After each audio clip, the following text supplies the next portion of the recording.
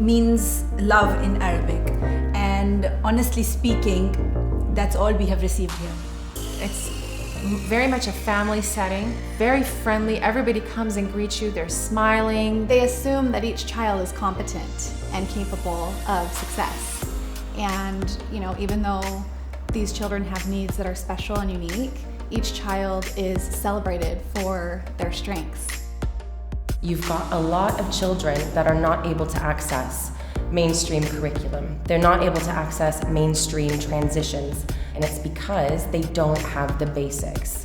What we do here is we bring back the basics of education, from hands-on sensory integration in the workshop, to sensory integration in the arts, to sensory integration with occupational therapy, sensory integration with speech and language.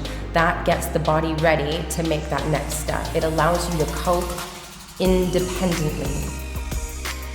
The students have yoga and mindfulness every morning at Widad, which is a great way to start their day. When we speak about, wanting kids to be in control of their behaviors and their emotions, yoga and mindfulness give them tools to do exactly that. The occupational therapy here is so amazing. Every child is different. Everybody has their own way of learning.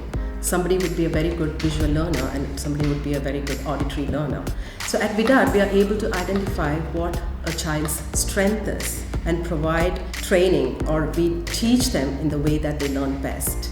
And with this information, we are able to transition the child to a mainstream school. We are able to provide support to the mainstream school to show them that the child is an effective learner, provided we give them these modifications. We emulate a mainstream school, because how can you prepare a child for that next transition if they're not in that environment already? So at the end of the day, you have to make sure that these kids are happy, they learn, they get inspired, and they get motivated. I'm just so happy here as a parent.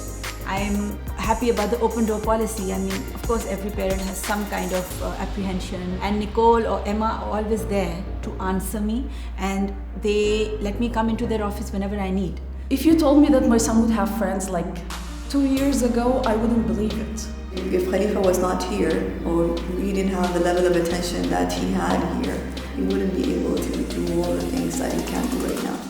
We have successfully transitioned 10 students this year alone, some in Dubai and some back into their country of origin. It's like you planted a seed, which by the time it grows, you will witness that they are not different from the mainstream.